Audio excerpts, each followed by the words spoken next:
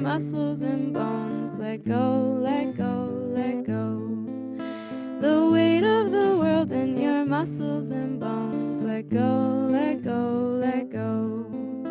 The weight of the world in your muscles and bones.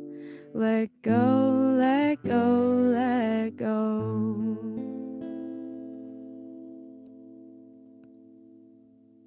Welcome everybody who's just arriving. My name's Allie and I'm singing you some songs. Thanks for the love. It's so good to be with you all. It's the power of Zoom that I get to be with you all from Millerton, New York on Schaghticoke land while you all are in Baltimore, Maryland. So, you know, those are some good blessings. And I'll take you all here with me in the woods.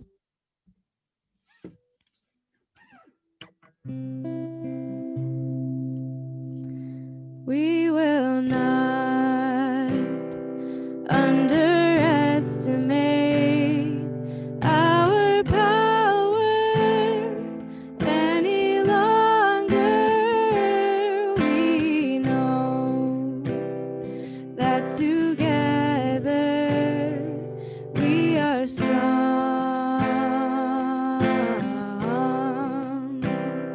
We will not underestimate our power any longer. We know that together we are strong. Like drops of water, shake the rocks as they rush down the falls. We know that together we are strong.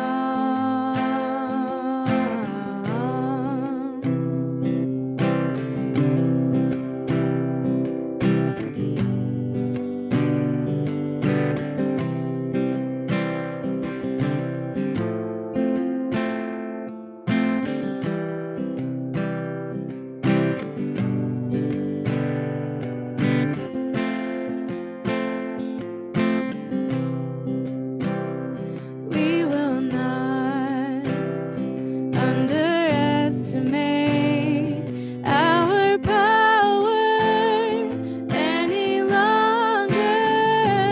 We will know that together we are strong. Like drops of water, shape the rocks as they rush down the falls. We know that together we are strong.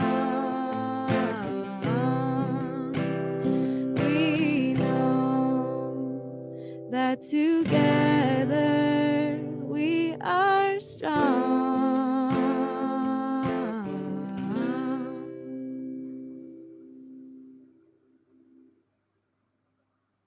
Welcome if you're just arriving. My name is Allie and I'm singing you all some songs at the beginning of this incredibly amazing event. Matan, should I do one more or are you all ready to start? I think we should probably shift since we have a full agenda, although I feel like Great. everyone on here would agree that we could listen to you sing all day long. It's been such an honor. Thank you all so much for having me. Thank you so much for joining and for grounding us. And again, everyone check out in the chat. There are links to Ali's music. And it's just so wonderful to have you here. I know it's been many years since we've connected. So thank you for joining us and bringing us into community. Much love, Matan, and to everyone. So it is a pleasure to see so many smiling faces in this checkerboard of boxes on my screen. My name is Jacob Feinspan. I'm the Executive Director of Jews United for Justice, and it's my intense pleasure to welcome you here this afternoon. Whether it's your first JUFJ event of the year or your 50th, we are thrilled to see you.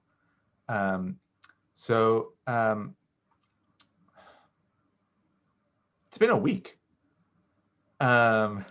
So I want to just invite everybody to just take a breath.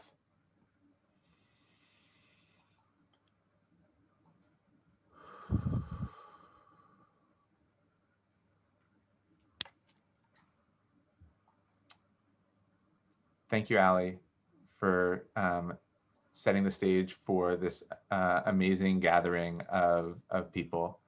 My job is to get us started and to give some thoughts about why in this crazy, broken world that we're living in, where we can feel hope. Because it can be really easy sometimes to, and I know it's felt that way sometimes this week, to feel like it's too broken. And here's why I know that real change is possible. Because I'm the grandchild and great-grandchild of refugees and of unaccompanied minors that came to this country on the edge of survival. 100 years ago, my father's father, Max, landed on Ellis Island as a 15-year-old, fleeing the pogroms of Russia, seeking a better life, and with nothing but his uncle's address in his pocket. And 80 years ago, my mother's mother fled Austria in the Kindertransport. She was one of 10,000 children, 10,000 unaccompanied minors that escaped the Nazis, mostly to England, where she was taken in by a family that she'd never met before. And my family came to this country on the edge of survival with nothing except hope for a better future. And in just a few generations, they did more than survive, they thrived. And that story, that's both a miracle and yet not so different from the people in this room, didn't just happen. It didn't just happen because they worked hard, which they did, or because of good luck. It happened because people changed the rules of how this country worked to make it possible for them to thrive. And for far too many people in our country today, those rules are still rigged. And that's what brings us together. We're the people who believe that a different world is possible tomorrow, even as we face staggering injustice today. And we believe that enormous transformation is possible in not that much time, because we've seen it in our own families and in the families of our loved ones. And we also believe the only way to get from here to there is to roll up our sleeves and do our part. And that's what we do together at Jews United for Justice. Our campaigns for social, racial, and economic justice make real, immediate, and concrete improvements in people's lives and change the rules to make our democracy live up to its promises. We enable everyone to live up to and live out our highest values in the struggle for change together. And together, in just the last few years, the people in this room and thousands of people like you across our region have helped to build the political will to win paid sick days, a $15 minimum wage, the first significant changes to policing in Maryland in a generation, eviction protections and emergency relief for renters, in-state tuition for dreamers, and more. And the real trick is that those victories haven't just impacted the lives of the 6 million people that live in Maryland. Because the truth is that the way change happens today in our country is that it starts at the local level in just one place, and then it spreads. And again, this region is a catalyst for change. So when I say that I'm hopeful, and that one of the core fundamental ways of looking at the world at JUFJ is hopefulness, it's not because we believe mindlessly in progress or refuse to see the truth when we're standing against an ocean of oppression. It's about seeing how far we've come and what we've done together. When I say I'm hopeful, I'm not ignoring the fact that 70 million Americans voted for Donald Trump, or because I'm ignoring the continued racism that's present every day around us. I'm hopeful because I know how quickly things can change and how far those changes resonate. I'm hopeful because of the changes in my family's life over the last 100 years and the victories that we've won together in just the last few years with our partners here in Maryland that have changed the lives of hundreds of thousands of people across the region and catalyzed and emboldened our friends and colleagues in other states and cities to win there too, and in doing so changed the lives of hundreds of millions of people in our country. So we know we're not going to finish the work this year, but that's not the point. One of the most famous teachings of Pirkei Avot from the teaching of our elders is it's not your job to finish the work, but you can't quit either. This is the Zoom room of the people who just don't quit. So let's get to work. And I'm really honored to pass the mic to Molly Amster, our Baltimore director, to take it from here. Thank you so much, Jacob. It has been quite a week, and we have won incredible things, not just nationally, but also here locally in Maryland, at the state level, at the county levels, and we'll hear more about those specific wins later. But I just want to thank everyone for your diligence in really advocating for the things that are going to make a big difference in our region locally. And we're here today to start and it's not really a start, but it's a big kickoff. There's been lots of work happening since this summer and even before that on all the issues that we're going to talk about today. But we're here to really dig deep on these issues and make clear to one another where we have energy to put in the work. And we're really poised to make significant change on issues we've been working on for years. Police reform is something we've been working on since 2015 at the state level. And this year, we really can win significant things. The Speaker of the House and the Senate President have said that they are supportive of repealing the Law Enforcement Officers' Bill of Rights, which is something that we've been working to do since 2015. It's a huge barrier to police accountability and transparency, and it would make an enormous difference in the experiences of Black and Brown people in Maryland and for all of us. Similarly, for very unfortunate reasons on all counts, like there's a lot of really critical issues that people are facing around, police brutality, which continues, but also renters' rights is something we've been working on for years and is just, at a really critical moment because of the economic downturn, because there are so many hundreds of thousands of families who are facing eviction. And we need to prevent those evictions from happening.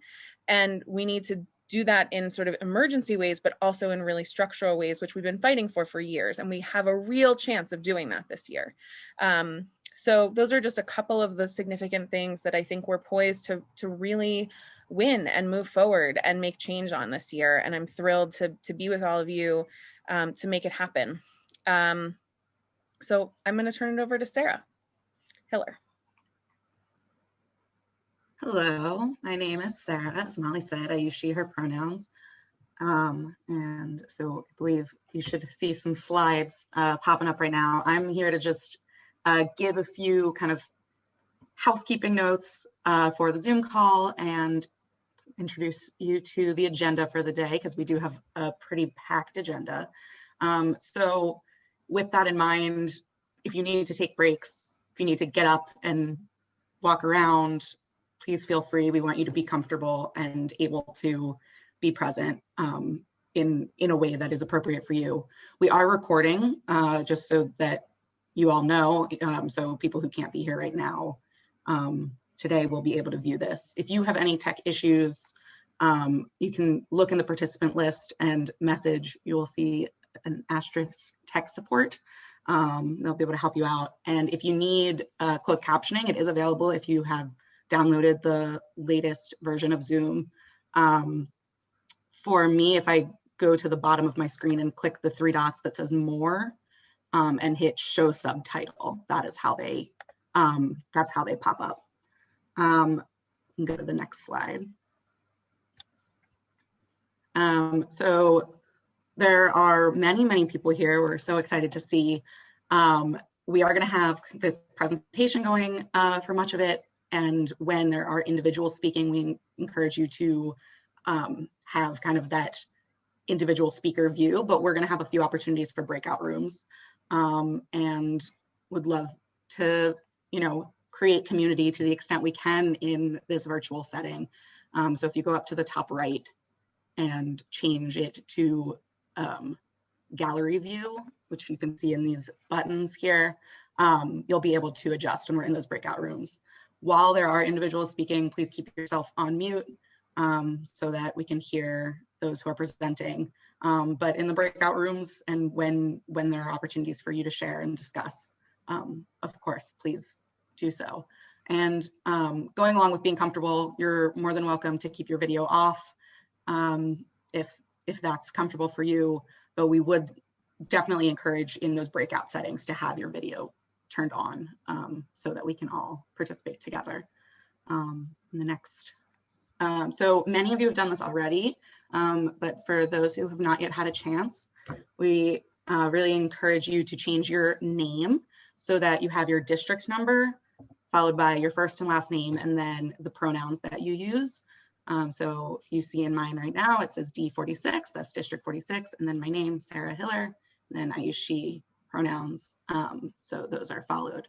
And you can rename yourself either by clicking on the dots above your own screen, or if you go into the participant list and click more, you can rename yourself there. Okay, so just to quickly go through the agenda, the welcome. Thank you, Ali, for the beautiful music, and Jacob and Molly for kind of grounding us and giving us some great framing. From here, we're going to move into some text study. So that will be our first opportunity for breakout rooms, where we are going to look at some Jewish text and think about the ways that it, kind of shows up in our own lives. Then we'll move into some storytelling. We're going to hear a bit more about some of the very exciting wins we've had from a few of our leaders. And then we're going to do some issue education. So we have 5 main priority issues for this year's legislative session, and we're going to hear from some teams about each of those one at a time.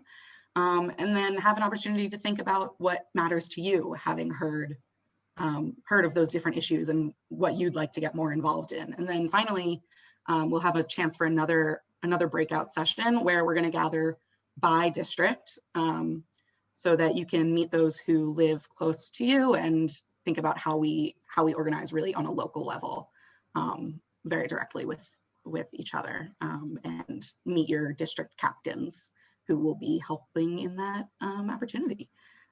So with that, we are going to move on to the text for this moment, and Jeremy is going to take it away.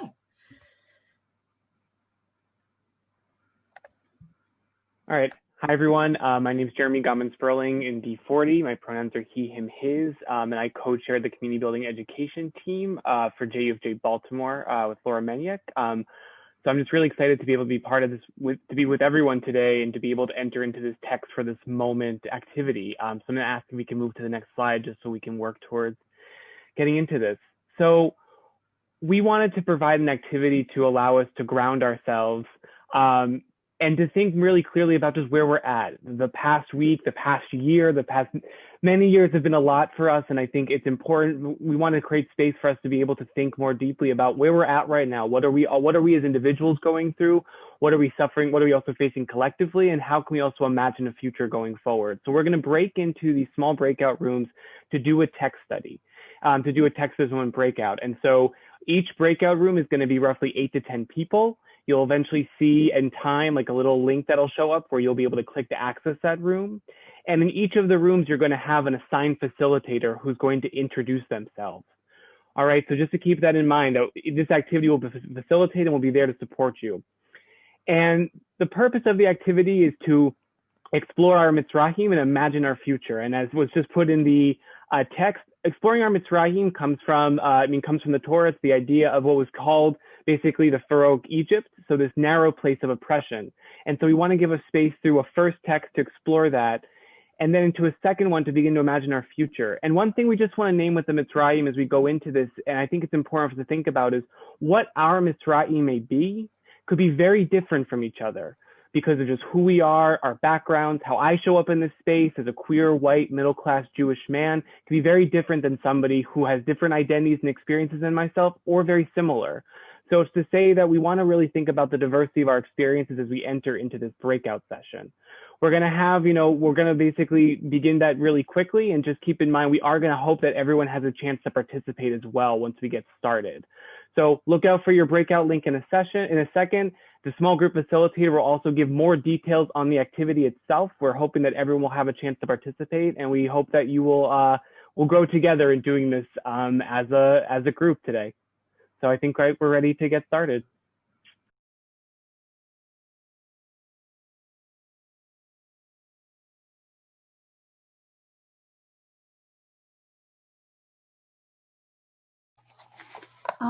I asked an old family friend who is a rabbi what I should speak about when doing a Dvar Torah. And he said, think about your audience, offer inspiration based on Jewish text, and show how it applies to the world today. We hope you found these connections between text in our world today and in the conversations you just had about the quote from Michael Walzer's book and the citation from Isaiah. These texts remind me of something Ruth Bader Ginsburg once said. Fight for the things that you care about, but do it in a way that will lead others to join you. At JUFJ, we strive to do just that. I'm grateful to be part of Jews United for Justice and to work collaboratively with all of you, especially as the election has shown us once again how much work needs to be done.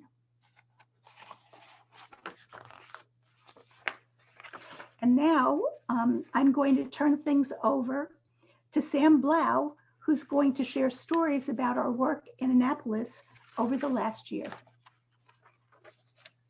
Thank you very much, Joe. My name is Sam Blau. I use she, her pronouns, and I live in Baltimore City in District 46.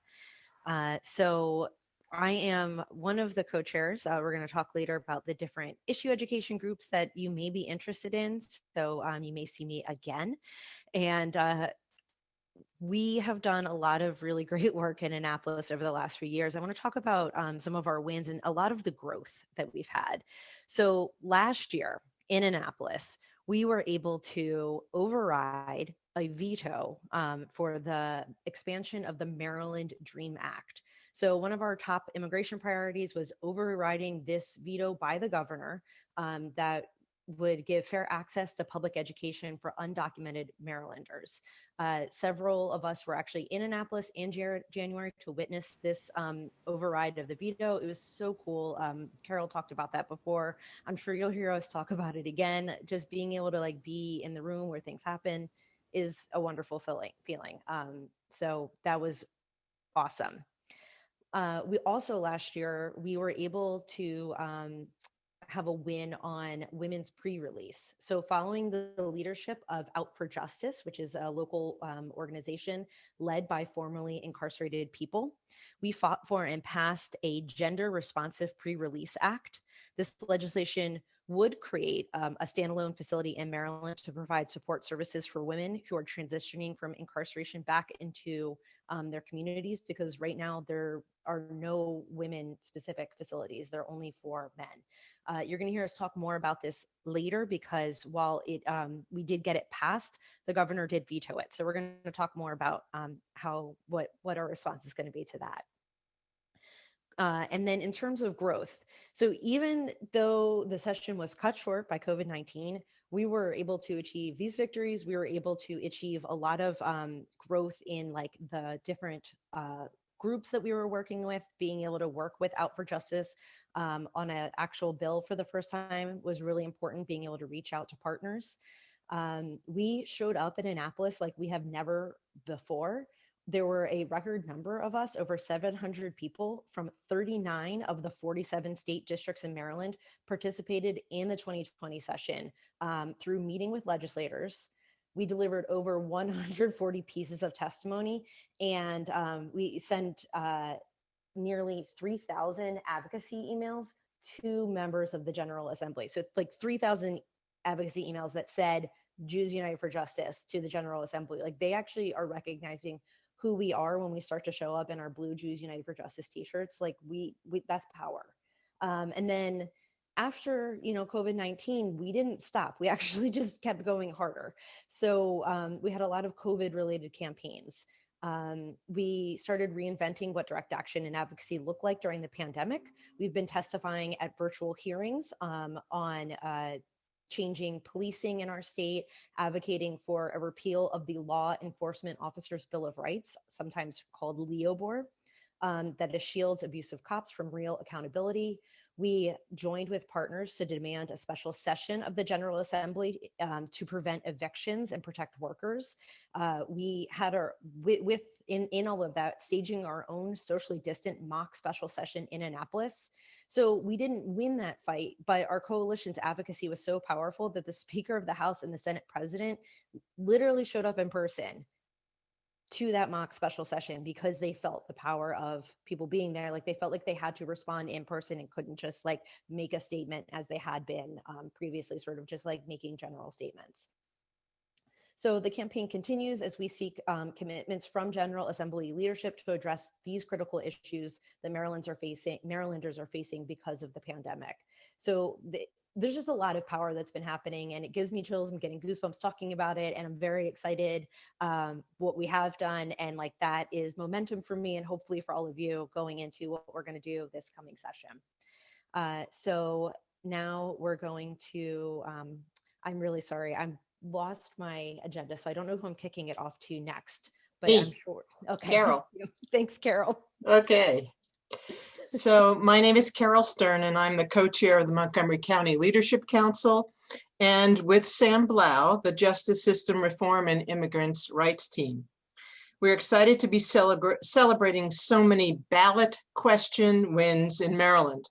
I know you all just voted, and depending upon where you were, there were ballot questions on the ballot. We won state ballot question 1, which passed by a 3-to-1 margin.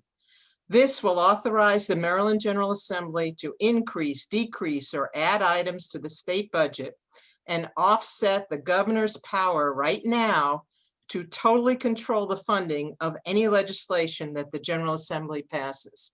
This is a huge win. We won Baltimore question A and Baltimore City question F. This means we will soon have a fair election program in Baltimore County like the ones we fought for in Montgomery County, DC, and Baltimore City, which will give regular people without deep pockets, corporate backers, a real chance to compete in local elections. And in Baltimore City, the budget will be newly shaped by our elected legislators, giving the people a stronger voice in making those budgets reflect our values. And in Montgomery County, if you look at the screen right now, we won all 4 ballot questions to amend the county charter. There were 2 sets of dueling questions, one relating to the county property tax rate and the other the makeup of our county council. A broad coalition of religious, business, labor, nonprofit, and community groups partnered together to fund, advertise, and support this effort. And you can see all the logos of all the different groups, business groups, Democrats, unions, amazing community groups and nonprofits. JUFJ staff, Laura and Devora, who were on today, led 2 of these amazing diverse coalitions. In the same coalition, we had the PTA and the teachers union, who usually don't agree on anything. Progressive Maryland, JUFJ, and the Fraternal Order of Police, and the Democratic Socialists and the Realtors. Talk about strange bedfellows. The biggest challenge came with coordinating the 4 different ballot committees, since not all of the partners agreed to support or defeat the same questions. In the end, Laura was able to bring these 4 groups together to make a joint press release to celebrate the win. Huge accomplishment. In a time when our country is so divided, Montgomery County showed how a broad and diverse coalition can work to win on tough issues. When we believe changes are needed, we are capable of coming together as a community to make it happen. Everyone in the coalition said, it could not have been possible without the strong leadership of Laura Wallace and JUFJ. These wins highlight how our focus to think Jewishly and act locally continues to bring real change in these tumultuous times nationally. Thank you. And now I turn it over to Jeff Rubin.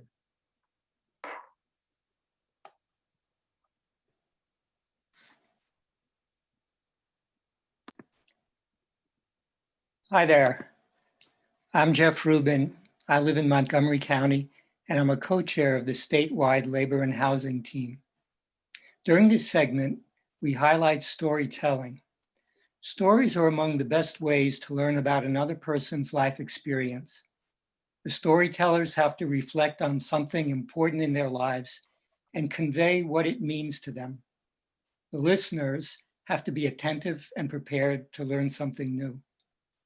This is how we build relationships, and it is critical to the work we do as organizers and advocates. This is how we move people to understand the real-life impact of our legislative priorities and convince them to make change for the better. Our first story is from Jeremy Mendelson, who got involved with JUFJ in this time of pandemic. He couldn't be here today, but has provided a recorded message.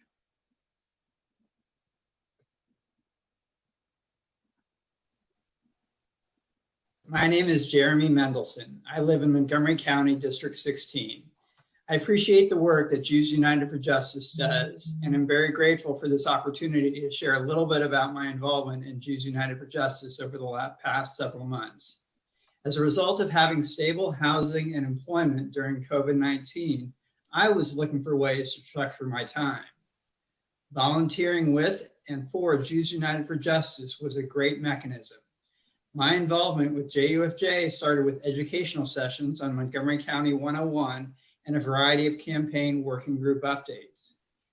Then came an opportunity to get involved with JUFJ's Tisha B'Av programming. Tisha B'Av, the 9th day of the month of Av, is a day of communal mourning for Jewish people, commemorating numerous catastrophes that happened on that day throughout history. This year, JUFJers across Maryland came together to mourn and organize around contemporary tragedies. 1, racist and inequitable policing. 2, ICE's targeting of immigrant communities. And 3, an affordable housing and eviction crisis exacerbated by COVID-19. I enjoy making things practical, so I was intrigued and encouraged to join the planning team. I was also struck by the connection of Jewish people's spiritual and religious home loss in history on Tisha B'Av and the parallel threatened loss of homes throughout Maryland if the eviction moratorium was not extended. Therefore, in a time of pandemic, renters' rights and eviction prevention takes on a higher level of holiness.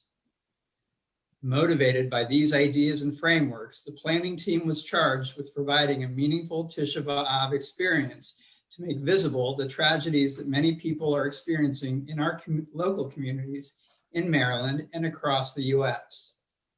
How better to do that than to zoom into people's homes on the day we remember the destruction of the temple, our ancient spiritual home, with a call to action to prevent mass eviction and the loss of homes. Further, the goal of this statewide virtual Tisha B'Av program was to empower people to take meaningful action on the renters' rights campaign and the ongoing affordable housing and eviction crisis across Maryland, and call on our state and local elected officials to take action on these issues. I worked with JUFJ staff and volunteers in creating a program guide that could be used by JUFJ leaders to facilitate meaningful Tisha B'Av programs across the state. The program combined traditional aspects of mourning through readings of Echa and concurrent sharings of need and communal actions for our fellow Maryland residents who are suffering housing insecurity. During the virtual program, I led the contemporary components, and Rabbi Daniel Berg led the ritual traditional components that combined for a very meaningful program. He utilized traditional Echad chapter readings and related Tisha B'Av songs and poems. I used contemporary connections, including the JUFJ mission statement and a poem by a woman titled The Humanity of Housing. This combination worked really well to connect people to the holiday and the program who might not participate in this holiday if it were in a formal synagogue setting, and get them involved in an action that is tied to the holiday. So in evaluating my participation in the program, I am very grateful for the 30+ participants who joined together as a community online. I followed up with a note to friends encouraging us to move from mourning to practical action. Our time of reflection will continue, yet now is the time to sustain some momentum for our future. This leadership role led JUFJ to invite me to be a part of a Montgomery County housing working group, which I participated in for a short time before my own housing needs and employment requirements changed. So this leads me to end with a note about how volunteer work can be returned to you. My housing is now more fragile given a redevelopment project that will force me to look for new housing in the next year. As JUFJers from across Maryland gather to learn about the issues and plan for this year's state session, I think it's powerful to remember that you never know when the volunteer work you do could end up directly benefiting you or those you care about. It was good hearing Jeremy's story. We have one more to share now. The next story is from Ioana Stoika. She's going to tell us about her experience as a JUFJ pioneer in Prince George's County, one of the many places across the state where JUFJ has been growing over the last year. Ioana, it's all yours. Hello, everybody. Good afternoon. My name is Ioana Stoika, pronouns she, hers, and I live in Prince George's County. I am really excited to be here with you right now and to talk to you about how I got involved with JUFJ and about our work expanding into my county, bringing in new people, and creating new state legislator relationships.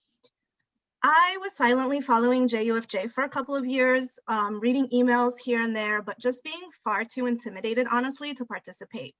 See, I'm a math teacher, and while I've always read the paper and cared deeply about the world and injustice, I just never saw myself as the kind of person who had what it takes to be an organizer. But then, just about a year ago, I decided to attend a JUFJ 101 event and a training on writing testimony.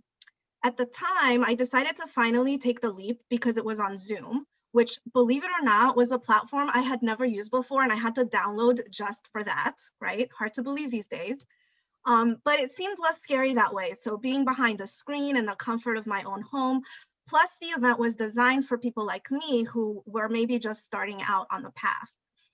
Now, attending these trainings was one of the best decisions that I've ever made. In the months that followed, I dived right into writing testimony for immigration bills, such as the Maryland Trust Act, for which I pulled from my own experience as an immigrant and child of political refugees. I also worked and wrote on testimony for other bills on criminal justice reform, such as those seeking to build the women's pre-release centers, which we heard about a little bit earlier. I began attending the bi-monthly meetings and taking advantage of other opportunities, such as organizing 101 trainings offered through JUFJ partners. And then I also began attending rallies and text banks, and just in general began to build relationships, not only with other JUFJers, who, by the way, are very super nice and helpful, but also with coalition partners. So at first, yeah, sure, it took a while to understand the intricacies of each bill. Plus, you know, before last year, I barely even knew how the Maryland legislature functioned. However, other JUFJers really sat down with me and patiently worked with me and helped me build up my confidence and experience to such a degree, in fact, that I'm now a lead organizer in other contexts as well, such as with my synagogue's social justice committee and the new minion or chapter of Ben the Ark that formed in Prince George's County earlier this year, which, by the way, if you're in Prince George's County, you should talk to us. Now, from the fight to take SROs, school resource officers, out of Prince George's schools to forming coalitions with faith communities such as Oseh Shalom, it's clear that there's plenty of work to do in the coming months and the upcoming legislative session. And I'm super excited to continue working to build power in Prince George's County and to expand our JUFJ base here. So I'm really thankful to JUFJ for nurturing talents I didn't even recognize in myself, and for helping me really to become empowered in enacting real change. So I hope you will join us, and know that when you do, myself and other JUFJers will be here alongside you every step of the way. And I'm gonna pass it over to, I don't know if it's Laura next or back to somebody. Yeah, I think it's I think it's me next. Thank you so much, Iwana, and also Jeremy. An amazing and inspiring story. Just really, and those are just two of countless JUFJ leader stories that just continue to help motivate staff to do what we do every day, because we're so grateful to be doing this work with all of you. So speaking of doing this work with all of you, we are going to be shifting into the issue meat of our program today, which we're really excited to do. You're going to hear from a bunch of more amazing leaders with really fantastic information about all of our priority issues. But I just want to take just a moment to let you all know about process. That is one of my things at JUFJ, is to really focus on process. So here's the process by which we have gotten to our agenda for this year. We have an agenda setting team that's been meeting semi-regularly for over a year now, which met a couple of times over the summer. And given COVID, given everything else, at that time, the election coming up, we made the decision, as opposed to look for new issues to work on, we were going to really lean into and continue the work in our 5 issue areas that you're going to hear about in detail in a couple of moments. However, as we've been talking to partners, what we realized is that just in those 5 issue areas, there's likely to be dozens of bills. And we know from experience that JUFJ can really do our work well if we focus on about a dozen priority bills. So from dozens of bills to about a dozen bills. So we have to do some really serious and hard decision making, because every one of those bills is important, and we would love to work on every one if we could. So how are we going to make those decisions to get from dozens to a dozen? 3 different types of information we're going to be using for those decisions. One is what you're going to be telling us today. Later on in this program, after you hear about all of the 5 issue areas, you're going to let us know your priorities and what you're excited to work on, what you're energized by, how you want to spend your time. That's going to help us figure out how JUFJ is going to be spending our time in the state session this winter. Second is we're going to be meeting with legislators in December. So the final 30 minutes of this meeting will be in districts. Your district captains have been working for weeks and weeks to be prepared, make sure every district has a meeting set up in December. In those conversations with legislators, we're going to get their analysis, hear what they think about these different bills and the different issue areas. What is potentially going to move ahead? Molly previewed some of that earlier. What doesn't have a path forward? What needs us, right? Where are we needed? And so those legislator meetings are going to be the second part of figuring out how we're going to make those difficult decisions. And third is constantly we're in communication with our partners. Our partners are the key to all of this. We could not do any of the work that we do without those partners. And so both staff and leaders are constantly in those conversations with our partners to figure out what are their priorities, where do they think that we're most needed, and how do they envision us most effectively and importantly spending our time during the state session this year. All of those things that we care a lot about, but that we can't have as priority bills, we can still let legislators know that we care about them. They can be sign-on issues, but those sign-on issues, we don't do testimony, we don't send out action alerts, we don't put them go into depth on them on our website. We just can't do, unfortunately, we just can't do all of it. So, but we still want to make sure the legislators know we care about those other issues as well. The other piece to all of this is the decision making is going to happen within the context of our statewide teams. We have two different statewide teams, one that focuses on the issue areas this year of paid family medical leave and renters' rights. That's our labor and housing justice team. The other team is our justice system reform and immigrant rights team, which focuses on police accountability, court and prison reform, and immigrant rights. And so we're going to be in contact with all of you about when those meetings are. So if you want to be part of that decision-making process after today, we invite you to be part of those teams and to help us to prioritize as we move forward, getting closer and closer to session, which begins in January. So now I'm going to turn it over to Matan, who along with leaders is going to help us go through all of these different 5 areas and get a preview of what's going to be happening this year in the state session.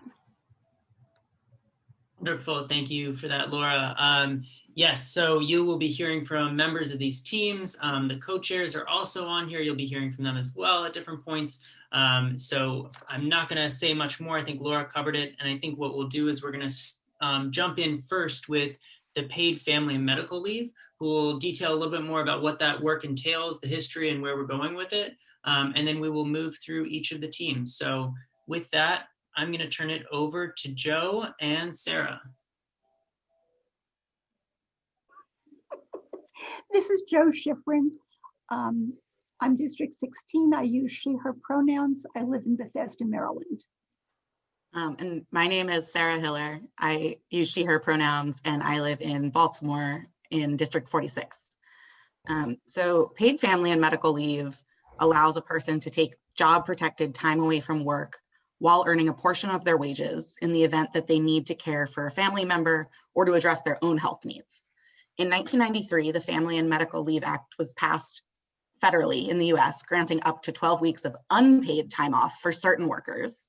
However, this law does not cover everyone, including those who are self-employed or those who work at companies with fewer than 50 employees. And unpaid time off ignores the economic reality that most people need to earn money in order to care for themselves and their families. Lost wages can make the difference between affording essentials like rent and groceries and being unable to. Additionally, circumstances that necessitate family and medical leave are often coupled with increased costs, such as medical bills or raising a new child. Workers face an impossible choice when the need or desire to care for themselves or a loved one would come at the expense of financial stability. Judaism teaches us to value health and life, to honor our parents, to care for children, and to promote shalom bayit, peace in the home. Judaism also lays out expectations for the fair treatment of workers, including the commandment in Deuteronomy 24:14 to not oppress the hired laborer who is poor and needy. Workers of all income levels and identities can face a serious medical emergency, the need to care for an ill family member, or the joy of welcoming a new child. That said, low-wage workers who are disproportionately women and disproportionately Black and Latinx are the hardest hit by the lack of paid family and medical leave, as they are least likely to have any employer-provided paid time off and may be living paycheck to paycheck. Without paid leave policies, women with the financial ability to do so are more likely than men to cut back on their hours or to leave the workforce entirely in order to focus on caretaking responsibilities due to gendered expectations of caregiving in our society. Workers need the flexibility to make choices that are best for themselves and their families, regardless of their income level. The Time to Care Act aims to solve these challenges by providing partial wage replacement when people need to take off a considerable amount of time from work to care for themselves or for a loved one. Maryland's Time to Care Act will establish a family and medical leave insurance program through which employees may take off up to 12 weeks of paid leave from work to care for the birth, adoption, or fostering of a child, to care for themselves or family members with serious health or medical conditions, or to address the needs resulting from a military family member's deployment. The program's funding comes from employees and employers, each of whom will make a small mandatory contribution, 0.75%, from each paycheck. During the leave, employees receive between $50 and $1,000 per week based upon the employee's weekly wage and the state's average weekly wage. The wage replacement is partial. That is, the lost wages are not replaced dollar for dollar. However, lower wage workers will receive a higher percentage of their income than will higher paid workers. An employee is eligible for the benefits if the employee is caring for a newborn child or a child newly placed for adoption or foster care, is caring for a family member with a serious health condition or disability, has a serious health condition that makes the employee unable to perform their job, or has a specified need resulting from the military deployment of a family member. The Time to Care Act includes a broad definition of family members and is gender inclusive. The importance of this is exemplified when considering that LGBTQ+ individuals may be more likely to have a strong affiliation with chosen rather than biological family members. The gender inclusive nature of the policy also assures that, especially in the case of welcoming a new child, this does not apply only to maternity leave. Single parents of any gender and same gender partners are all entitled to the same paid family and medical leave benefits. Paid family and medical leave policies must be inclusive of trans people and must guarantee protections for folks of different gender identities, as the Time to Care Act does. So currently, 9 states, as well as DC, have paid family and medical leave laws on the books. And Colorado is the newest state to join those 9, the citizens having just voted for it this past Tuesday. In recent years, JUFJ has worked with its partners on the successful campaign to pass paid family and medical leave in Washington, DC. And then in the fall of 2019, JUFJ decided to make paid family and medical leave one of its primary issue campaigns at the Maryland state level. And this year, we're once again joining with our partners to work to make sure that Maryland residents will also be able to take paid leave if and when they need it. So we are part of the Time to Care Coalition, working to pass this legislation. This year, the Impact Project is funding a new campaign manager position for the coalition, which represents 60 organizations across the state, including AARP, Catholic Charities, Maryland Family Network, and SEIU and the Job Opportunities Task Force. And this year, the bill's lead sponsors are Delegate Valderrama from District 26 and Senator Hayes from District 40, both of whom sit on the relevant committees that will be reviewing the bills. The bill will help many people statewide, and it will be particularly helpful to low-income and/or part-time employees who have fewer resources to cope with these challenging circumstances and those with chronic health conditions. Self-employed people may choose to opt into this program as well. The pandemic has made clear how vulnerable workers are and how necessary a program like this is. In a September 2020 poll by OpinionWorks, by a margin of 78 to 12%, Maryland voters said they supported a paid family and medical leave law.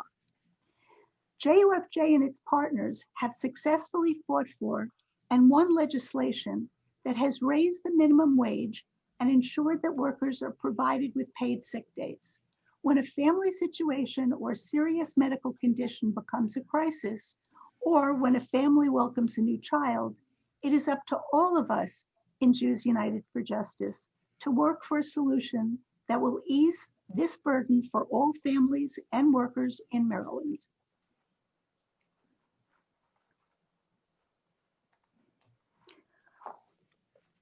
Wonderful. Thank you so much for that. There's a lot of information. So big shout out to Sarah and Joe for putting that presentation together. We are going to move right along to renters' rights. So this is going to be Anna and Jeff. I will turn it over to you all. Hi, I'm Anna Levy. My pronouns are she, her, hers, and I live in Rockville, District 16 in Montgomery County. And again, I'm Jeff Rubin. My pronouns are he, him, his. I live in Potomac, District 15 in Montgomery County. We're going to tell you about eviction prevention and renters' rights. As Jews, we are called upon to ensure that all people have sufficient resources for each one's needs. No one should ever be without a home. Stable housing is critical for the well-being of individuals, families, and communities at large. The Torah obligates us to preserve life and health, our own and that of others. The Gemara in Bava Kama teaches us that in response to pandemic, we have an obligation to stay in our homes as much as possible to preserve life and health. Eviction, next slide. Eviction was a serious problem prior to the COVID pandemic. Now it is an even greater threat. About 350,000 households in Maryland are at risk of eviction. Eviction is more than the loss of a home. People often lose their possessions, struggle to find new housing, and may lose jobs, community, and social supports. Children have to change schools. They fall behind educationally, lose friends. The economic, social, and psychological trauma can cause a downward spiral that scars people for life. Evictions are caused by a poverty and a legacy of systemic race-based inequities. Various institutional discriminatory practices have denied Black people access to affordable home mortgages and limit housing options, resulting in market disparities in the accumulation of generational wealth and property ownership. Poverty begets poverty and leaves people vulnerable when facing disruptions to income or unanticipated needs, trapping them in a cycle of eviction and poverty. People who are at highest risk of eviction include Black, female-headed households and those with minor children, renters living at or below the poverty line, victims of domestic violence, and people who lack housing subsidies and or are experiencing unemployment income and loss of income during the pandemic. The courts are now processing evictions, but more slowly than before. There are many loopholes in the federal and state eviction moratoriums. The burden is on tenants to show that their inability to pay is due to COVID. Landlords can evict or force renters to move out by not renewing leases and for other reasons. With no rental assistance, eviction will be delayed, but not avoided, as renters fall further behind on rent and penalties accrue. And now Jeff is going to talk about priorities that we support along with our coalition partners. These are our priorities in response to the pandemic. I'm going to review them one at a time. Next slide, please.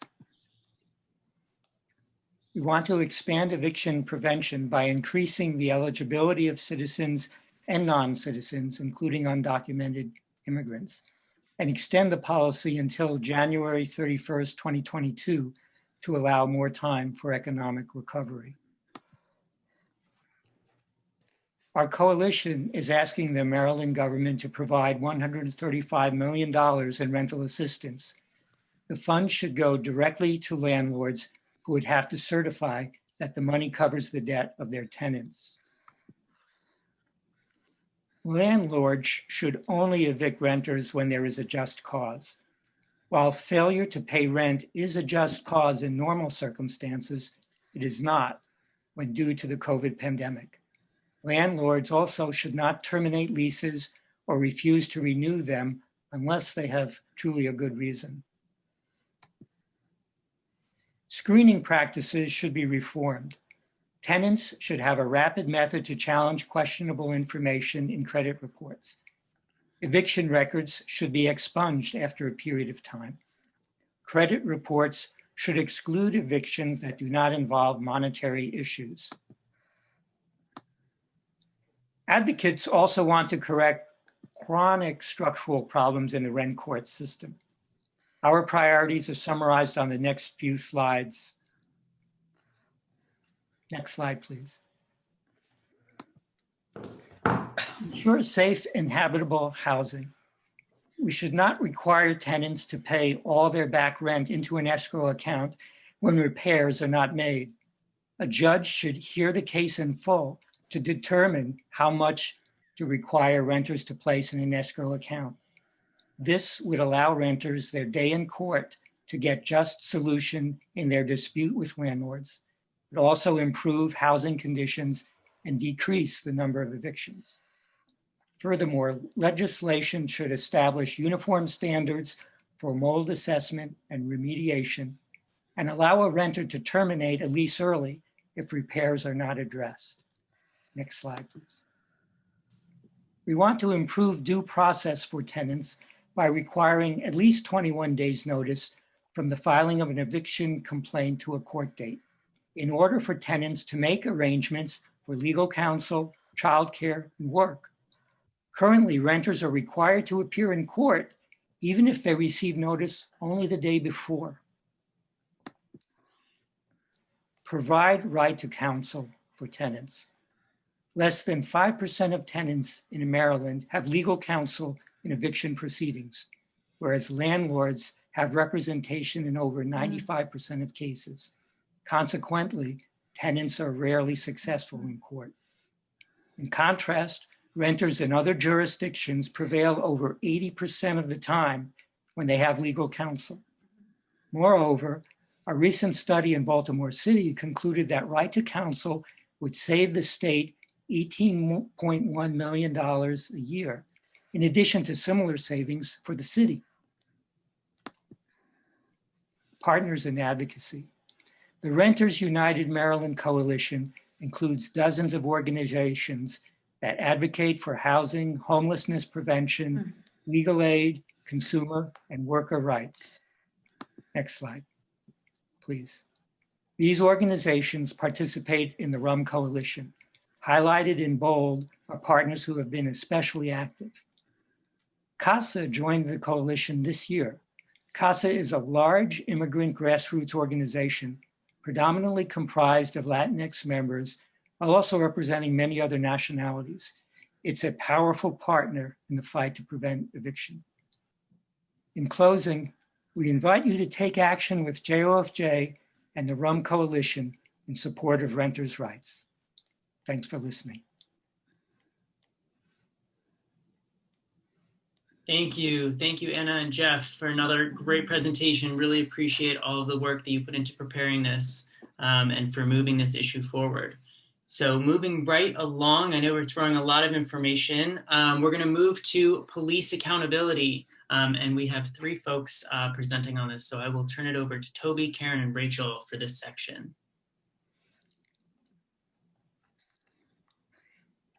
Oh, hi, folks. I'm Toby Dietz. I'm District 40, Baltimore City, she, her, hers pronouns. Everyone, I'm Karen Kaplan. I am in Silver Spring, District 18, and I use she, her, hers pronouns. Hi, everyone. I'm Rachel Bessman. I am in Annapolis in District 30, and I use she, her pronouns. So I'm going to start us off. A person who says, "Why should I trouble myself? Let my soul dwell in peace," they help destroy the world. And our Jewish traditions teach us to act in the face of injustice, yet Black and Brown Marylanders face over-policing and systemic violence every day. The nationwide protests that followed the police killings of Breonna Taylor and George Floyd this summer created real momentum for a broad rethinking, bold rethinking of policing and public safety. So honoring our ethical commitment to public action, JUFJ joined over 80 other organizations, including ACLU, Organizing Black, CASA, and many more, in a coalition call for comprehensive reform. The call focuses on 5 major legislative initiatives, and all 5 are, the coalition strongly believes, the necessary groundwork for our overarching goals, which are, after all, real police accountability, a reversal of the racial harms of mass arrest and incarceration and the violence that they bring in train, and a sharp reduction in the scope of policing to make room for alternative community-driven visions of public safety. We can go on to the next slide. So here are the big five. This is our moment. Anything less, we feel, is window dressing. So first initiative, we call for the total repeal of the Law Enforcement Officers' Bill of Rights. LEBOR gives police special protections enjoyed by no other category of civil servant in Maryland except corrections officers. And LEBOR does its damage largely by shielding police disciplinary procedures from public scrutiny. In effect, LEBOR allows the police to police themselves. Only sworn officers, for example, can investigate misconduct, and civilians have a very limited role on disciplinary hearing boards. In this and in other ways, LEBOR then thwarts community oversight at every turn, ensuring that police violence against Black Marylanders will continue to go largely unpunished. Now, to turn to prospects for 1 second, Molly and Amster and Sam Blau have both mentioned that we do have some good news on this front. The House Working Group on Police Accountability, which met this summer, and the Speaker of the House and the President of the Senate have recommended the repeal of LEBOR, but they did so over the concerted objections of the Fraternal Order of Police and others. So our coalition is going to have to work very hard this winter to make repeal happen. Second initiative, we call for the return of control of the Baltimore Police Department to the majority Black city of Baltimore. For historical reasons, the Baltimore Police Department is still a state agency and not a local one, and that severely hamstrings the City Council's ability to pass legislation that would shape the policies and practices of the Baltimore Police Department. Baltimoreans should have the same control over their police as do the residents of every other jurisdiction in the state.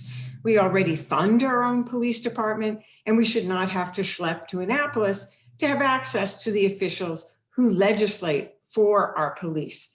After all, Baltimore is not a colony.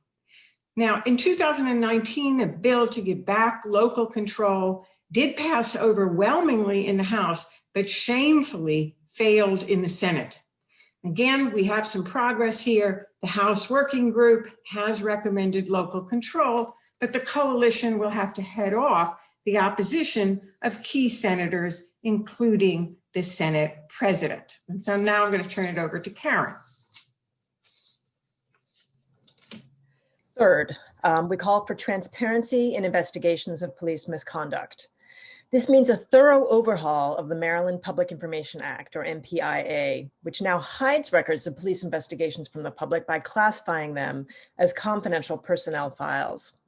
This covers up responsibility for crimes and abuse and leaves victims of police misconduct and their families in the dark as to what happened as a result of their complaints. We know that something is wrong when the U.S. Department of Justice found that in Baltimore, for example, only 2% of cases involving accusations of excessive use of force resulted in findings of wrongdoing. We need public access to past disciplinary records concerning any police who still wear a badge. And this reform is popular. A recent Goucher survey finds that 87% of Marylanders want these records to be available to the public. Fourth, we call for a statewide statute limiting the use of force by police officers. Maryland is one of the few states that does not have such a statute. The result is wildly different local policies.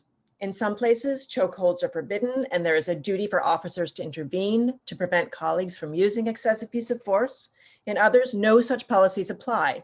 This cannot stand. A lack of clarity as to what is permitted and what is not too often leaves victims of police violence who are disproportionately Black and brown people with no legal recourse.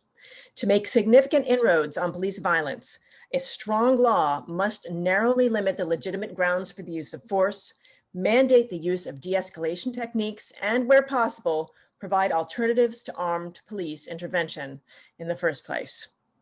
I'll turn it over to Rachel. Fifth, Children deserve to get an education safe from the threat of discriminatory treatment and arrest. Our final initiative calls for the removal of law enforcement or school resource officers from our schools, in accordance with our larger vision of reducing harm caused by over-policing. Only 36% of all students enrolled in Maryland public schools are Black, yet they make up 56% of referrals to law enforcement. A police presence exacerbates the school-to-prison pipeline, pulling children, especially Black and brown children and students with disabilities, into the criminal justice system. Maryland now has the highest rate of incarcerated Black men aged 18 to 24 in the nation, and SROs are a large contributing factor. We need more counselors, more nurses, wraparound services, and social workers in our schools, not police. Finally, our call to action. Bold reforms are the only way to lift the unequal burden of over-policing, to create real accountability, and to pave the way for alternative routes to public safety. Early indications are that some of our legislators are ready to act, but others may be tempted to tinker, to engage in what one activist has called the theater of reform, rather than the real deal. In the name of racial justice, we cannot let that happen. So we call on all of you to hold all of our legislators accountable. Please fill out our call to action alert on the police accountability, which demands that they enact these vital reforms. Thank you. Amazing. Thank you all so much, and the three of you, for all of the work that you continue to do. As you'll see in the chat, there's a link to that action alert that you can fill out at some point, and find other action alerts on our website as well. And again, moving right along to our next issue, I'm going to turn it over to Evan Serpic, Sam Blau, and Joe Magar to present on court and prison reform going forward this year. In his book, See My Face, Rabbi Arthur Green suggests that we are created in the image of God, then we are obligated to return the favor and create godliness in our image. JUFJ is guided by the Jewish value of Tselem Elohim, that all people are created in the divine image with inherent and equal dignity and value. We believe that no matter a person's status within a society, someone experienced poverty, a child on the street corner, an individual returning from incarceration, all people deserve dignity. In the last session of the General Assembly, Tselem Elohim inspired us to support legislation to establish Maryland's only pre-release facility for women who will be leaving prison and returning to their families and communities. Right now, Maryland has several pre-release facilities for men and none dedicated for women. Pre-release facilities are where people can spend the last portion of their incarceration to prepare for returning to their communities by learning job skills and finding out about relevant housing and healthcare programs. The legislation passed the General Assembly, but was vetoed by the governor.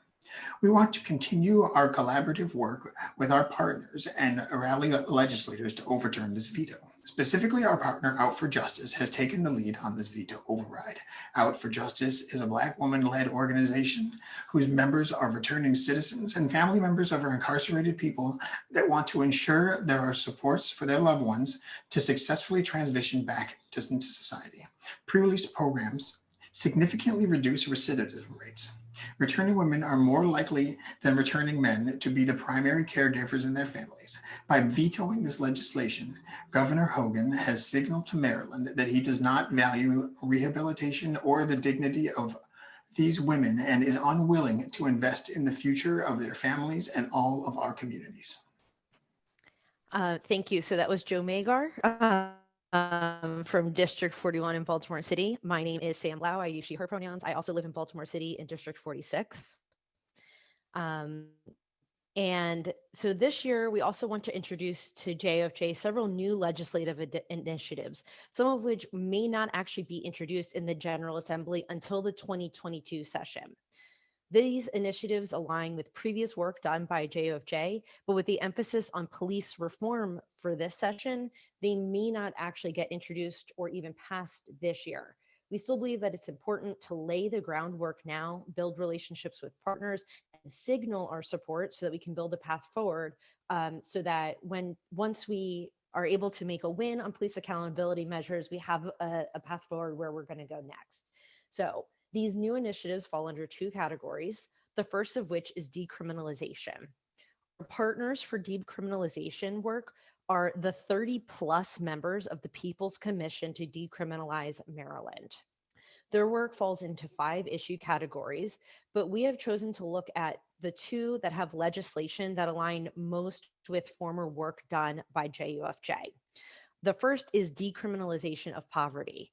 This would mean the elimination of laws that incarcerate, fine, or otherwise punish individuals by limiting opportunities based on their economic status.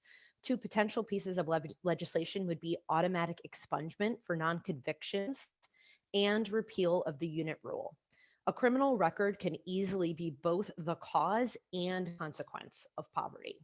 Worse yet, in the state of Maryland, a criminal record is acquired upon arrest, whether or not the person is ever convicted of a crime.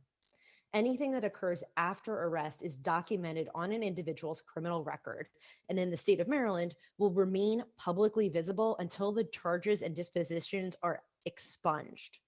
Unfortunately, Maryland's unit rule permanently prohibits expungement of eligible charges if all charges within that unit are not eligible for expungement. Automatic expungement and repeal of this unit rule would help people avoid a criminal record that can affect their ability to obtain employment and secure housing. The second focus of decriminalization efforts that we would want to focus on would be youth. And we would work to make sure all young people in Maryland, particularly young Black people, are given the benefit of their youth, removing common adolescent behaviors from the Maryland juvenile justice system codes and regulations, and expanding the diversion of youth away from the juvenile justice system. Maryland's code contains many laws that bring young people, and disproportionately young Black people, to the attention of the justice system. Most often, this is for behaviors that are either typical adolescent behaviors or a reflection of how we have marginalized large segments of youth. The vast majority of young people's contact within the system results from someone making a determination that either typical adolescent behavior or behavior stemming from trauma, abuse, neglect, or poverty constitutes a criminal conduct, as opposed to seeing that behavior as an indicator or need for support that would help that young person to thrive. Evan? Hi, everybody. My name is Evan Serpic. I'm in District 41 in Baltimore City, and I use he, him pronouns. The second category for new initiatives this year is in decarceration. As a result of the war on drugs, mandatory minimums, and other draconian sentencing guidelines that disproportionately target Black people, the U.S. prison population has exploded to more than 2 million people in recent years, and it continues to rise despite major declines in crime. Maryland's population is 31% Black, but the state prison population is 70% Black. People who have been incarcerated face marginalization, perpetual punishment, and barriers to housing and employment. Our goal is to reduce Maryland's prison population, particularly those who have served more than 15 years. This will impact not only incarcerated people and returning citizens, but also their families, their communities, and everyone who faces undue social and financial hardship as a result of contact with the Maryland justice system.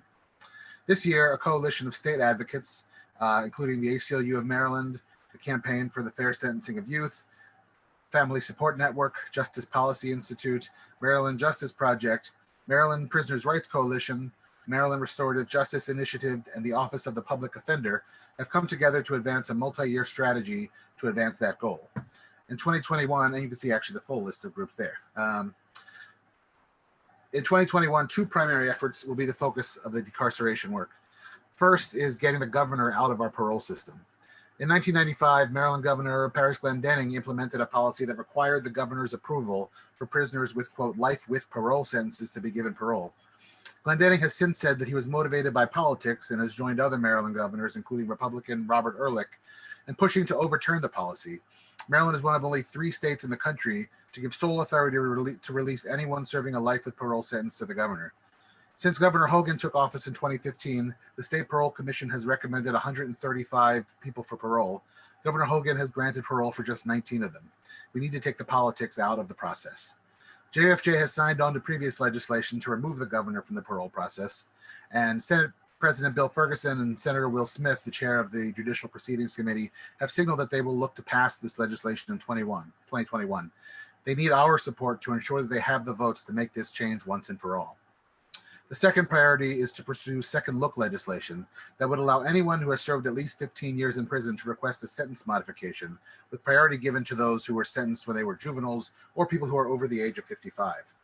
Such legislation has passed in other jurisdictions, including Washington, D.C., which, as of August 19, had released 18 people under the law and not one had been rearrested. The successful return to society of more than 250 Marylanders who served life sentences through the Unger case without a single demonstrates that they can be safely returned to their communities. Not a single one of those 250 Marylanders was recidivated. This is consistent with research showing that those serving life with parole sentences who are released have extremely low recidivism rates. And the last category listed there will probably wait until 2022 is what we understand from advocates. And that will be changing some of the criteria for medical and geriatric parole in line with the Justice Reinvestment Act. Amazing. Thank you all for covering all of those issues so concisely. And you all can show appreciation to all of these teams in the chat as well as we move along to our final issue area here, which is immigrant rights. So I'm going to turn it over to Jerry, Beverly, and Stu. Hello, everyone. My name is Jerry Kickinson. I live in Wheaton, Maryland, in District 18. I use he, him, his pronouns. First, I'd like to recognize the other members of our team that created this briefing, Beverly Lara and Stuart Reamer, whom you'll be seeing in a moment. So if I can, I'll just start with the presentation. Our ancient tradition, Torah, clearly raises hospitality and welcoming the foreigners among our highest Jewish values.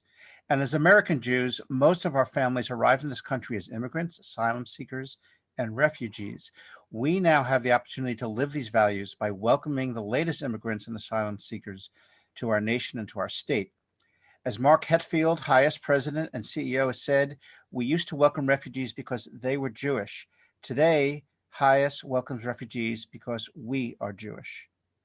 Immigrants are often isolated in normal times, and these are not normal times. Undocumented immigrants have reasonable fear of deportation by Immigration and Customs Enforcement, or ICE, when venturing out. ICE operates throughout Maryland and has not respected its own policy of avoiding sensitive locations such as hospitals, schools, courts, and religious institutions, as happened just last month at the Glenmont Methodist Church in Silver Spring, Maryland. COVID-19 has exacerbated this. Immigrants are disproportionately impacted. This has led to reluctance to interact with law enforcement, such as just reporting crime or accessing public services immigrants are otherwise entitled to. This applies also to documented and citizen immigrants who fear for undocumented family members. If there is detention space available, ICE detains those it arrests, as it is in the habit of contracting to pay for detention beds whether they use them or not. The detention facilities ICE uses for detaining immigrants who are overwhelmingly Latinx and Black are often local jails. In Maryland, several county jails are used for this purpose. Throughout the country, and potentially in Maryland, they include private prisons operated by the corporations that are part of the prison industrial complex. Next slide, please. The legislation we're considering is that being put forth by our main partner in this area, CASA. They are looking at 3 or potentially 4 bills that we will support in cooperation with CASA and our other partners, including ACLU, Congregation Action Network, Maryland Against ICE Detention Coalition, and others. First, to restore trust in police and public services within immigrant communities, the Trust Act would severely limit police and correctional facilities' cooperation with ICE, preventing them from notifying ICE of individuals about to be released after arrest or actually holding individuals beyond their release time until ICE agents can arrive. County sheriffs will be prohibited from entering into formal agreements with ICE, called 287G agreements after the relevant section of federal law, to enforce federal immigration law themselves. Local enforcement has enough to do without adding enforcement of federal immigration law. It would also prohibit public employees or programs asking about immigration status or national origin unless that information is truly relevant to the program or service. This is important because once such information is recorded, federal law can compel local jurisdictions to provide that information to ICE. although this law has been challenged successfully so far in federal court. The Dignity Not Detention Act would prohibit local jurisdictions in Maryland from renting out their jail space to ICE for detaining immigrants arrested for alleged civil immigration offenses. It would also prohibit the 3 Maryland counties already doing so from renewing those agreements. In addition, the act would shed light on proposed local jurisdiction zoning and permitting changes intended to allow a private detention facility to be built. ICE often tries to get these changes done quietly to avoid controversy, as they have tried to do in Maryland, specifically the small town of Sudlersville in Queen Anne's County. The MVA data sharing bill would prohibit the Motor Vehicle Administration from sharing Marylanders' personal information without a judicial warrant. ICE is in the habit of requesting such information, including asking for bulk data on entire classes of residents. Unfortunately, Maryland is one of the states in this country that have been handing over lots of this information, including photos. An additional bill may be introduced to provide funding to provide legal counsel for immigrants facing detention or deportation in immigration court. Unlike in criminal cases, those facing deportation are not provided an attorney if they cannot afford one. Immigrants with legal counsel are 15 times more likely to seek relief at all from deportation and 5 times as likely to succeed in that challenge.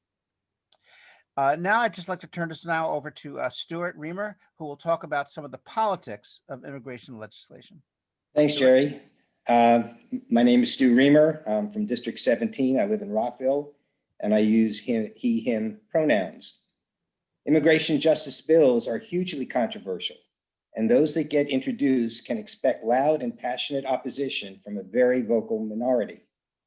This minority comes primarily from Maryland's conservative legislators and civic organizations based on unsupported concerns for public safety, a stance of being tough on crime, and or a misguided policy that prioritizes receipt of county revenue provided by ICE contractors for the detention of undocumented immigrants over concerns for immigrant justice. 62% of those being detained in the state as of April of 2019 either have no criminal record or are considered a level 3 offender by ICE, meaning the crimes they've committed are misdemeanors or minor violations of the law.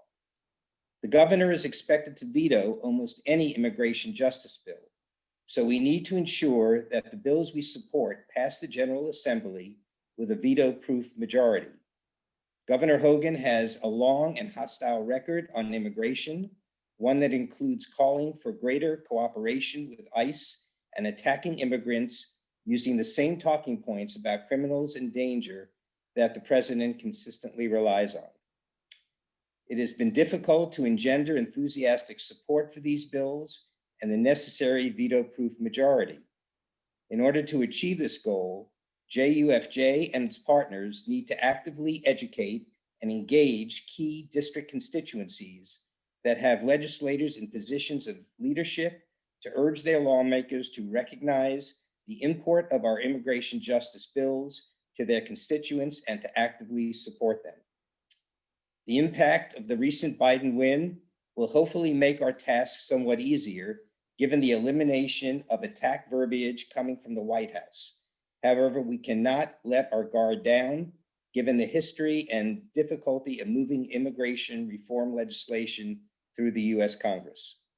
Jerry, Bev, and I hope that you will join us at JUFJ and JUFJ's partners in helping us define the specific implementing steps necessary to advance immigration justice legislation in the Maryland General Assembly, helping to define the specific talking points and implementing steps necessary to advance this legislation and to create a just environment for all Maryland immigrants. Amazing. Thank you all so much for another incredible presentation. Shout out to the entire team, and also especially Stuart for jumping right in. Stuart is new to JUFJ and just jumped right on board with our issue education team. So excited to have you and everyone else who's new here involved. I believe, Laura, are you jumping in now? Yeah, actually, I believe that it's going over to Devorah next. Devorah, right? Who Correct. Great. Hi, everybody. I want to give one huge appreciation for all of the speakers from our issue area campaign who educated us tonight on all of the work that's happening on a state level, and would love to invite everyone to share appreciations in the chat or reactions. So we're going to take all of the energy from the education that we just had over the last bit of time together and channel all of that into a follow-up and into a commitment. So what I'm doing right now is I'm pasting into the chat the link for our commitment card and evaluation form. And so Matan, if you could please pull up this link on your screen, I'm happy to walk through it for everyone. And we'll just take the next few minutes all together to make sure that we are committing to work on the issues that we learned about today. And you're welcome to start opening that link up. I'll paste it again in the chat. I know that the chat's moving quite quickly.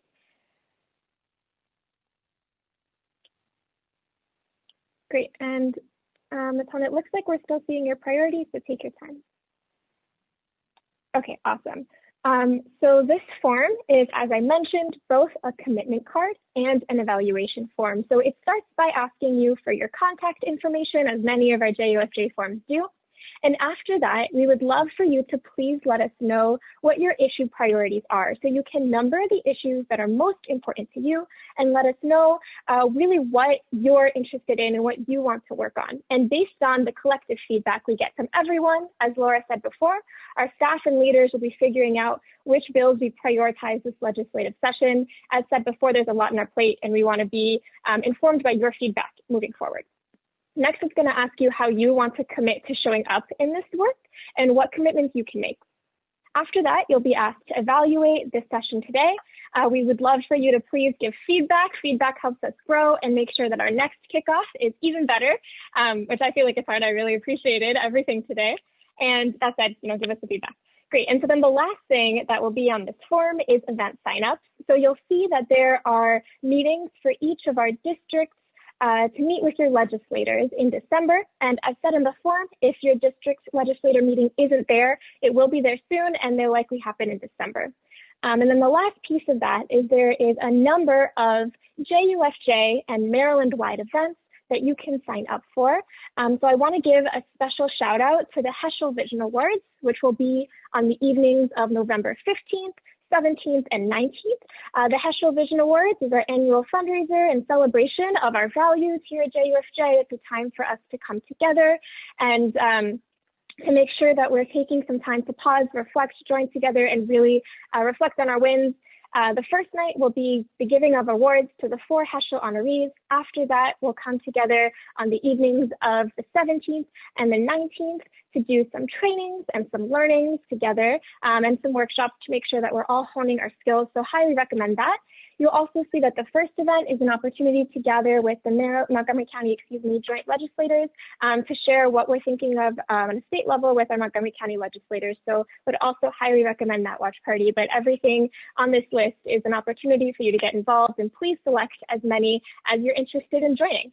So I'm going to paste that link in the chat one more time. And in case I didn't mention before, the Heschel Awards is free for everyone this year. And we would love, love, love to see you there. Great. So the link is in the chat one more time. So we have 2 last things on my end before I pass it over to Rihanna. So we're running a little bit over time with the diligence of our presentations. And I would love to just ask if folks are okay adding about 10 more minutes to kick off tonight. So we'll end at 5:40. And that way we can make sure that our district breakouts are really thoughtful and are really fleshed out all the way. So if that's okay, if you could just give a thumbs up and our staff can go into gallery view and just check and see with everyone how they're feeling.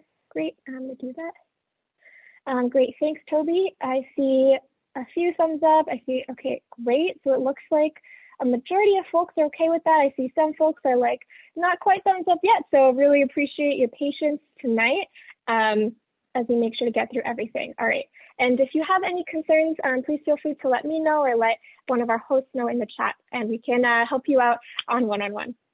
Okay, so one last ask of everyone before I turn it over to Rihanna. For our district captain breakouts, we would love to take a quick social media engagement moment here. So what I'm going to ask everyone to do, right, and if you have to sign off early, feel free to let me know, no problem at all. And the last thing that I would love for everyone to do is to just take out your cell phone, if it's not the device you're using for Zoom, and take a selfie of yourself and post on social media, either on Facebook or on Twitter, that you're at Kickoff and tag JUFJ. So I'm going to paste an example sample text in the chat that you can post on social media. But we would love for you to post on Twitter, on Facebook. I know Carol's already done that tonight. A picture of you at Kickoff. If you want to get your screen in there, you can, but we really want you to be in that. Just saying that you're excited for Kickoff, that you're here, and you're excited for change to come in one of the issue areas or many that we've talked about tonight. And if you're not on social media, that's totally okay as well. Feel free to take a selfie anyways and send it to us, and we're happy to post it on your behalf. And as you all take a minute to do that, I'll pass the floor over to Rihanna so that she can lead us in our district captain breakout room explanation. Great, thanks, Devorah. So hi, everyone. Sorry, my video is not on. My name is Rihanna. I live in Baltimore City State District 40, and I'm a Baltimore community organizer with JUFJ. As Devorah said, we are a bit behind on time, so I'm gonna cede most of my time and just say this is our last section of the program. This year, we're really excited to have a robust district captain program across Maryland.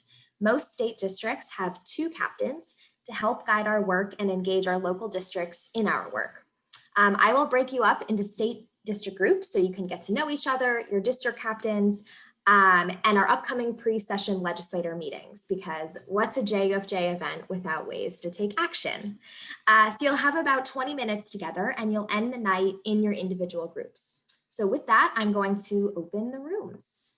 In District 41, you're going to stay behind with me, just so you know. All right, I'm opening the rooms now.